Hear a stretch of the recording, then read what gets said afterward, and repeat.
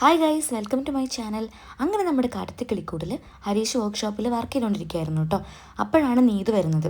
നീതുവിനെ കണ്ടപാടെ തന്നെ ഡിറ്റോയും ചെന്നും പറയുന്നുണ്ട്, ഓ ഹരീഷേട്ടനുള്ള അടുത്ത പണി അത് വരുന്നെന്ന്. അവളാണെങ്കിൽ ഭയങ്കര ഹാപ്പിയിൽ മുറുക്കും കഴിച്ചുകൊണ്ടിട്ടാണ് വരുന്നത്. വന്ന പാടെ തന്നെ അവൾ ഹരീഷിനോട് എന്തൊക്കെയോ പറഞ്ഞ് കൊഞ്ചുന്നുണ്ട് കേട്ടോ. ഹരീഷാണെങ്കിൽ വേറൊരു അവസ്ഥയിലാണ് മൈൻഡ് നിൽക്കുന്നത്. അതായത് സുഭാഷേട്ടൻ്റെ കല്യാണം മുടങ്ങി. പിന്നെ ഇപ്പോൾ നേരത്തെ നികേഷ് വന്ന സമയത്ത് ഒരാൾ അവരുടെ വീട്ടുകാർ മോശമായിട്ട് പറഞ്ഞത് നികേഷിന് ഹേർട്ടായി. ഇതെല്ലാം കൂടെ ചിന്തിച്ചിട്ട് അവൻ്റെ മനസ്സാകെ കൈവിട്ട് നിൽക്കുകയാണ്. ആ സമയത്താണ് അവൾ വരുന്നത്. അവളാണെങ്കിൽ ഭയങ്കര ഹാപ്പിയിൽ അവനോട് ഇങ്ങനെ ഓരോന്ന് കൊഞ്ചിക്കൊണ്ടിരിക്കുകയാണ് കേട്ടോ. പക്ഷെ അവൻ അതൊന്നും മൈൻഡ് ചെയ്യുന്നേ ഇല്ല. എന്നിട്ട് അവൾ ചോദിക്കുന്നുണ്ട്, അതെല്ലാം ഏടത്തി എങ്ങനെയുണ്ട്? ഏടത്തി വന്നുകൊണ്ട് വീടാകെ മാറിയിട്ടുണ്ടാവും അല്ലേ? ഞാൻ പിന്നെ അങ്ങോട്ട് വന്നില്ല, ഒരു ദിവസം എനിക്ക് അങ്ങോട്ട് വരണം എന്നൊക്കെ ഇങ്ങനെ ഓരോന്ന് പറയാം. പിന്നെ ഇപ്പോൾ സുഭാഷേട്ടൻ്റെ കല്യാണം റെഡി ആയല്ലോ അല്ലേ? ഇനിയിപ്പം നമ്മുടെ കാര്യത്തിൽ ഒരു ഓപ്പൊക്കെ ഉണ്ട്. ഇതുവരെ എൻ്റെ വീട്ടിൽ പ്രശ്നം എന്താ, അവിടെ പെണ്ണില്ല അങ്ങനെയൊക്കെ ആയിരുന്നല്ലോ. ഇനിയിപ്പം അത് പറയില്ലല്ലോ. രണ്ട് പെണ്ണുങ്ങൾ വന്നില്ലേ, അപ്പം നമ്മുടെ കാര്യത്തിൽ ഉണ്ടല്ലേ, ഇനി എന്തായാലും നമുക്ക് കല്യാണം കഴിക്കാം എന്നൊക്കെ ഇങ്ങനെ അവൾ ഓരോന്ന് പറയട്ടോ. അപ്പോൾ ചന്തു പറയുന്നുണ്ട്, അല്ല നിനക്കും ഓക്കെ ആയിരിക്കും, നിൻ്റെ വീട്ടുകാർക്കും, പക്ഷേ ഹരീഷേട്ടൻ ഓക്കെ ആവണ്ടേ? അപ്പോൾ അവൾ പറയുന്നുണ്ട്, അതൊക്കെ ഓക്കെ ആവിടാ, നീ നോക്കിക്കോ. ഹരീഷാണെങ്കിൽ മറ്റെവിടെയോ ചിന്തിച്ചിരിക്കുകയാണ്. അവൻ ഇവൾ പറയുന്ന കാര്യങ്ങളൊന്നും ചിന്തിക്കുന്നില്ല. പിന്നീടാണ് അവൻ്റെ ഉള്ളൊരു ആശയം വരുന്നത്. അവളിങ്ങനെ ഓരോന്ന് പറയണം. അപ്പോൾ അവൻ ചോദിക്കുന്നുണ്ട്, നിനക്ക് എൻ്റെ വീട്ടിൽ നിൽക്കാൻ ഒരു ബുദ്ധിമുട്ടും ഇല്ലേ? അപ്പോൾ അവൾ പറയുന്നുണ്ട്, നല്ല ചോദ്യം, എനിക്കെന്ത് ബുദ്ധിമുട്ട്? എനിക്കൊരു കുഴപ്പമില്ല. ഇപ്പോൾ വരണം എന്നുണ്ടെങ്കിൽ ഞാൻ ഇപ്പോൾ വരും, അത്രയും എനിക്കിഷ്ടമാണ്. അത് കേട്ടപ്പോൾ അവൻ പെട്ടെന്ന് ചോദിക്കാൻ പാടില്ലാത്തൊരു ചോദ്യം, അതും തന്നെ സ്നേഹിക്കുന്ന ഒരു കുട്ടീനോട് അവൻ ചോദിക്കുകയാണ് കേട്ടോ, എടി നിനക്ക് എൻ്റെ സുഭാഷേട്ടനെ കെട്ടാൻ പറ്റുമോ? ആ ഒരു ചോദ്യം കേട്ടപ്പോഴേക്കും അവൾ ഭയങ്കരമായിട്ട് ഷോക്കാവുന്നുണ്ട് കേട്ടോ. അവളുടെ ഹൃദയം പൊട്ടി രണ്ടായിട്ട് പിളരുന്ന പോലെ അവൾക്ക് ഫീൽ ചെയ്യുന്നുണ്ട്.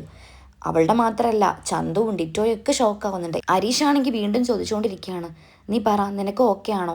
സുഭാഷ് ചേട്ടൻ നല്ല ആളാണ്, ഞങ്ങളെ വീടിനെ പറ്റിയൊക്കെ നാട്ടുകാരെന്തും പറഞ്ഞോട്ടെ, പക്ഷേ സുഭാഷ് ചേട്ടനെ പറ്റി ഇതുവരെ ആരും മോശം പറഞ്ഞിട്ടില്ല. കേട്ട കാര്യത്തിൻ്റെ ഞെട്ടലിലും ദേഷ്യത്തിലും കൂടെ അവൾ ചോദിക്കുന്നുണ്ട്, ഹരീഷേ നീ തമാശ പറയല്ലല്ലോ? അപ്പോൾ അവൻ പറയുന്നുണ്ട്, അല്ലടി ഞാൻ സീരിയസ് ആയിട്ട് തന്നെ പറയുകയാണെന്ന്. അത് കേട്ടപ്പോൾ അവൾക്ക് നല്ല ദേഷ്യം വന്നിട്ട് അവൾ പറയുന്നുണ്ട്, നീ എന്നോട് ഇത് പറയുന്നത് ഞാൻ വിചാരിച്ചിട്ടില്ല. നിൻ്റെ പുറകെ നടന്ന് എന്നെ വേണം പറയാൻ. നീ എന്തൊക്കെയാ ഈ പറയുന്നത്? നിനക്ക് വല്ല ബോധമുണ്ടോ? ഇത്രയും കാലം നിനക്ക് വേണ്ടി വീട്ടുകാരുടെ മുന്നിൽ വാശി പിടിച്ച് ഞാനൊരു മണ്ടി. എനിക്ക് എത്ര തല്ല് കിട്ടിയിട്ടുണ്ടെന്ന് അറിയാമോ? നിങ്ങളുടെ വീട്ടിലേക്ക് വന്നിട്ടും ഇങ്ങോട്ട് വന്നിട്ടും ഒക്കെ. അതൊക്കെ നിന്നോടുള്ള സ്നേഹം കൊണ്ട്. പക്ഷെ നീ ഇങ്ങനെ ചോദിക്കുന്നത് ഞാൻ ഒരിക്കലും വിചാരിച്ചിട്ടില്ല. ഇനി നിൻ്റെ കൺമുന്നിൽ ഞാൻ വരില്ല. ഇതോടെ മതിയായി എനിക്ക്. അവൾ ഭയങ്കരമായിട്ട് കരഞ്ഞിട്ടാണ് ഈ കാര്യങ്ങളൊക്കെ പറയുന്നത്. കാരണം അവൾക്ക് താങ്ങാൻ കഴിയുന്നില്ല.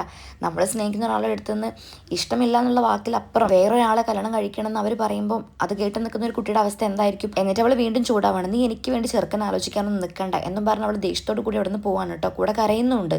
പക്ഷെ ഹരീഷാക്ക് വേറൊരു തരം മാനസികാവസ്ഥയിലാണ് കേട്ടോ നിൽക്കുന്നത്. അവൾ പോയപ്പോൾ തന്നെ ഡിറ്റോയും ചന്തവും പറയുന്നുണ്ട്, എന്താ ഹരീഷേട്ടാ ഇത്? ഇങ്ങനെയാണോ അവളോട് സംസാരിക്കുക? ഹരീഷേട്ടന് ഇഷ്ടമല്ലെന്ന് പറയുന്നതിലൊരു കാര്യമുണ്ട്. പാവം ആ പെണ്ണിനൊക്കെ നിങ്ങളോട് ഇഷ്ടം തോന്നാൻ എന്തോ പറ്റിയാവോ? പക്ഷെ ഇതൊക്കെ എന്ത് ചോദ്യം ഹരീഷേട്ടാ? മോശമായിപ്പോയി, വളരെ മോശമായിപ്പോയി. അതും കൂടെ കേട്ടപ്പോൾ അവനാകെ സങ്കടത്തിലാണെന്ന് പോവാണ് കേട്ടോ. അവനിങ്ങനെ ആലോചിച്ച് സങ്കടത്തോടെ നിൽക്കുകയാണ്. പിന്നീട് കാണിക്കുന്നത് നമ്മുടെ കിളിക്കൂട് വീട്ടിൽ ഫുഡ് കഴിച്ചുകൊണ്ടിരിക്കുന്നവരെയാണ് കേട്ടോ.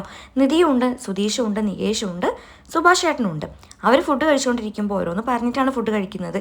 ചിരിച്ചും കളിച്ച് ഫുഡ് കഴിക്കുന്ന സമയത്താണ് നീതു അങ്ങോട്ട് വരുന്നത്.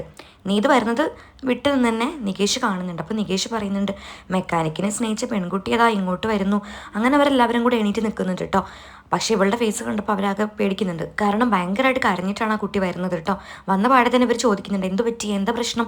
സുഭാഷ് ചേട്ടൻ വിടാതെ ചോദിക്കുന്നുണ്ട്. പക്ഷെ അവൾ പറയുന്നേയല്ല, അവൾ ഭയങ്കര കരച്ചിൽ.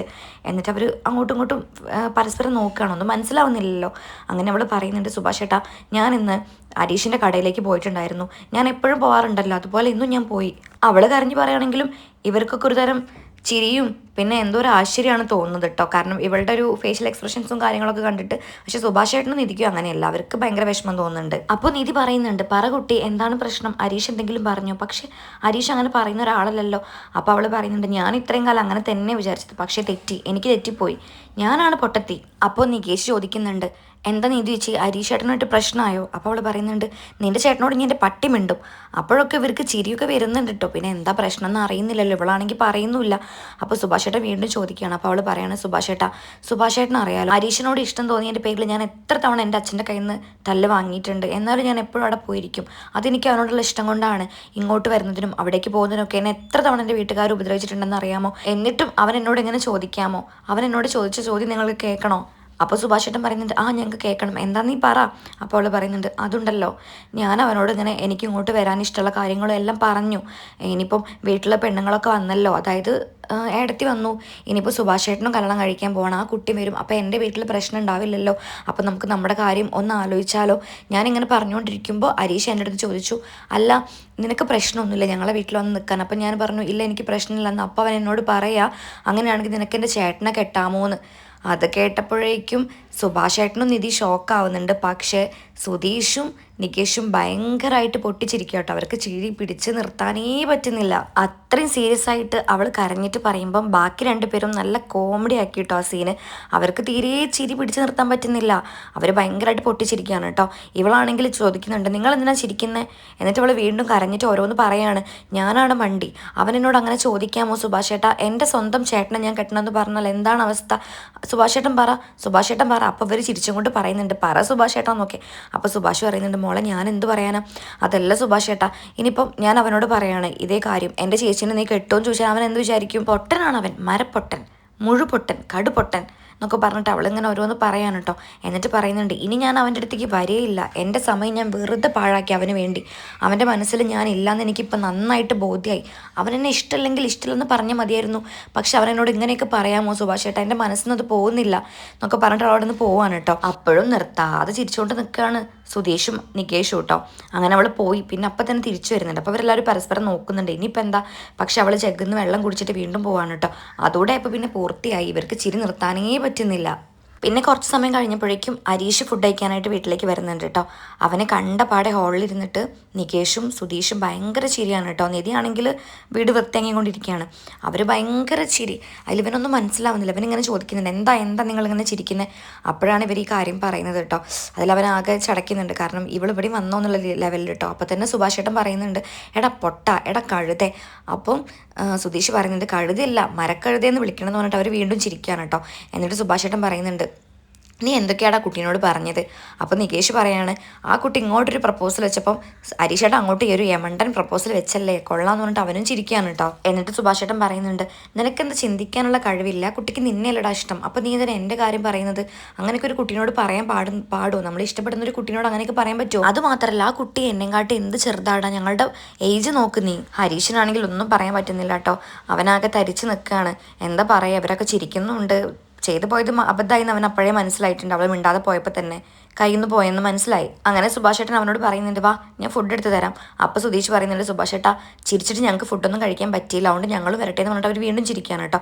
അപ്പോൾ നിധി അവരെ ചീത്ത പറയുന്നുണ്ട് അതിന് മാത്രം ചിരിക്കാൻ എന്താ ഇപ്പോൾ ഉള്ളത്, അവൻ ഇന്നസെൻ്റ് ആയിട്ടൊരു കാര്യം ചോദിച്ചു അത്രയല്ലേ ഉള്ളൂ എന്നും പറഞ്ഞിട്ട് അവരെ ചീത്ത പറയണം കേട്ടോ. അങ്ങനെ പിന്നെ ഹരീഷ് പെട്ടെന്ന് പുറത്തേക്ക് ഇറങ്ങിയിട്ട് അവനിങ്ങനെ തല ഒഴിഞ്ഞ് ആലോചിക്കുകയാണ് പക്ഷേ മോശമായി പോയല്ലോ എന്ന്. അവൻ ഓരോന്ന് ആലോചിച്ച് നിൽക്കുമ്പോഴാണ് അങ്ങോട്ടേക്ക് നിധി വരുന്നത്. അപ്പോൾ നിധി അവനോട് പറയുന്നുണ്ട് വാ ഞാൻ ഭക്ഷണം എടുത്ത് വയ്ക്കാൻ, നീ ഇങ്ങോട്ട് പോ. അപ്പോൾ അവൻ പറയുന്നുണ്ട് അതല്ല എടുത്ത് ഞാൻ പറഞ്ഞത് മോശമായി പോയോ. അപ്പോൾ അവൾ പറയുന്നുണ്ട് പിന്നല്ലാണ്ട് മോശമല്ല ഹരീഷേ, നീ എന്ത് മനസ്സിൽ വെച്ചിട്ടാണ് പറഞ്ഞതെന്ന് എനിക്കറിയില്ല, പക്ഷേ അങ്ങനെ പറയാൻ പാടില്ലടാ. നീ അവളോട് ഇഷ്ടമല്ലാന്ന് അവൾ അവഗണിച്ചാലും കുഴപ്പമില്ല, പക്ഷേ സ്വന്തം ചേട്ടനെ കല്യാണം കഴിക്കണമെന്ന് പറയുമ്പോൾ അതൊരു അപമാനമല്ലേ. അതും എല്ലാ കുട്ടി 2 വർഷമായിട്ട് നിന്നെ ഇഷ്ടപ്പെട്ട് നടക്കുന്നതല്ലേ. അപ്പോൾ അങ്ങനെ ചെയ്യാൻ പറ്റുമോ, ഇല്ലല്ലോ. നീ ഒന്ന് ആലോചിച്ച് നോക്കിക്കേ ആ കുട്ടിയുടെ ഭാഗത്തുനിന്ന്. അപ്പോൾ അവൻ പറയുന്നുണ്ട് അതെല്ലാം എടുത്തി സുഭാഷ് ഏട്ടൻ്റെ കല്യാണം റെഡി ആയിട്ടില്ല, പിന്നെ നാട്ടുകാർ ഓരോ ചോദ്യങ്ങളും സുഭാഷ് ഏട്ടൻ്റെ വിഷമമൊക്കെ ഓർത്തപ്പോൾ ഞാൻ പെട്ടെന്ന് ചോദിച്ചു പോയി. എനിക്കറിയാം ഇപ്പോൾ ഓർക്കുമ്പോൾ അത് ചെയ്യാൻ പാടില്ല എന്ന് എനിക്ക് തോന്നുന്നുണ്ട്, പക്ഷേ എന്ത് ചെയ്യാൻ. അപ്പോൾ അവൾ പറയുന്നുണ്ട് അത് ഓക്കെ, സുഭാഷ് ഏട്ടൻ്റെ വിഷമം എനിക്ക് മനസ്സിലാക്കും, പക്ഷേ അതുപോലെ തന്നെയല്ലേ ആ കുട്ടിയുടെ സ്നേഹം, അവൾക്ക് നിന്നോടുള്ള സ്നേഹം നീ ഒന്ന് ഓർത്ത് നോക്കിക്കേ. പോട്ടെ ഇനിയിപ്പോൾ സാരില്ല, എന്നാൽ ഞാൻ നിന്നോടൊരു കാര്യം ചോദിക്കട്ടെ. അപ്പോൾ അവൻ പറയുന്നുണ്ട് ആ എടുത്തി ചോദിച്ചോളൂ. അതല്ല നിനക്ക് അവളെ ഇഷ്ടമാണോ നീതുവിനെ.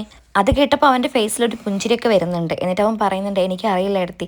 അപ്പോൾ അവൾ പറയുന്നുണ്ട് ഓക്കെ സാരില്ല, നീ എന്തായാലും അവളെ കാണുമ്പോൾ ഇനി പോയിട്ടൊരു സോറി പറഞ്ഞേക്ക് ഓക്കെ എന്നാ വാ ഞാൻ ഭക്ഷണം എടുത്ത് വെക്കാമെന്ന് പറഞ്ഞിട്ട് അവനെ വീട്ടിലേക്ക് കൊണ്ടുപോകാണ് കേട്ടോ.